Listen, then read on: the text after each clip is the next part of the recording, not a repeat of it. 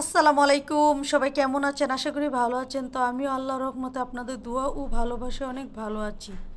তো আজকে সকাল সকাল একদম ফজরের আজান দেওয়ার সাথে সাথে ঘুম ভেঙে গেল আর উঠে গেলাম। উঠে সকালবেলা আল্লাহর নাম নিয়ে একটু ফজর নামাজ পড়ে রান্না বান্নার আয়োজন করে নিলাম। একটু সকাল সকাল আজকে রান্না করে নিলাম, কারণ আজকে মেয়ের কলেজ আছে, ছেলের স্কুল আছে, ঘরে কোনো রান্না ছিল না। তো আবার শুবো, ঘুমাবো, আবার উঠবো। তো এর জন্য সকাল সকাল রান্না করে নিলাম। তো আমি এখানে প্রায় 300 গ্রামের মতো রাজহাঁসের মাংস নিয়েছি।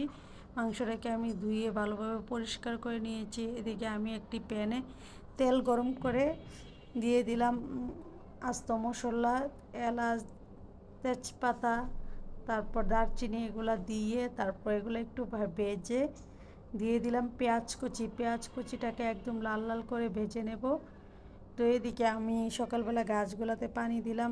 আমি কয়টা পুঁই শাকের লাগিয়েছিলাম, তো এটি থেকে গাছ হয়ে গেছে। পুঁই শাকের আগাটা কেটে রান্না করে নিয়েছিলাম, ডাঁটাটা লাগিয়েছিলাম, ডাঁটা থেকে গাছ হয়েছে। এখানে আলু শাক হয়েছে, একটু ধনে গাছের গোড়া লাগিয়েছিলাম, তো এটা হয়েছে। কাঁকরোল গাছ হয়েছে, কলমি শাকের ডাঁটা লাগিয়েছিলাম, কলমি শাক হয়েছে।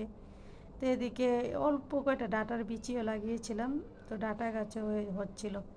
তো এদিকে আমি পেঁয়াজটা বাছতে বাছতে গাছে পানি দিয়ে আসলাম। প্রত্যেক দিন সকালে উঠে আগে আমি গাছে পানি দিয়ে দিই। তারপর এখানে আমি পেঁয়াজটা বাছতে বাছতে মশলাগুলো নিয়ে নিলাম। মরিচের গুঁড়া, হলুদের গুঁড়া, ধনিয়ার গুঁড়া, জিরার গুঁড়া, আদা রসুন বাটা, লবণ, এগুলো নিয়ে নিয়েছি। তো পেঁয়াজের সাথে আদা রসুন বাটাটাকে একটু ভেজে এখন আমি বাকি শুকনো মশলাগুলো দিয়ে দিলাম। দিয়ে তেলের সাথে একটু ভেজে তারপর একটু পানি দিয়ে মশলাটাকে ভালোভাবে কষিয়ে নিচ্ছিলাম।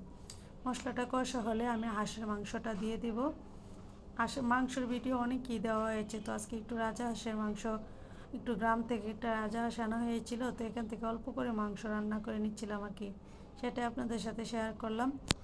তো মাংসটাকে আমি দিয়ে ভালোভাবে মশলার সাথে কষিয়ে নেব। মাংস থেকে পানি উঠেই মশলাটার সাথে ভালোভাবে মাংসটা কষবে। একদম কষা কষা হয়ে গেছে। এখন আমি ঝোলের জন্য 2 কাপ পানি দিয়ে দেব। 2 কাপ বলতে 2 গ্লাস পানি দিয়ে দেবো আর কি। রাজহাঁস যেহেতু সিদ্ধ হতে তো একটু সময় নেয়, আর হাঁসের মাংস একদম কমে যায় কষাতে কষাতে, দেখুন না একদম অল্প হয়ে গেছে আরও। তো আমরা যেহেতু মানুষ কম, তাই একটু অল্প করে রান্না করেছি। যে দাম একটা রাজহাঁস 2,500 টাকা নিয়েছে, তো এর জন্য অল্প অল্প করে রান্না করছিলাম আর কি। তো খেলে তো আর খাওয়া শেষ নেই।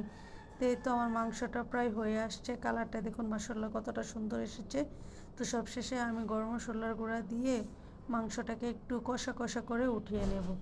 তো আমার ভিডিও ভালো লাগলে সবাই লাইক কমেন্ট শেয়ার দিয়ে পাশে থাকবেন, আর আমার জন্য সবাই দোয়া করবেন। তো আমি আর খেয়ে সার্ভ করে দেখানো হলো না। আল্লাহ হাফেজ, আসসালামু আলাইকুম।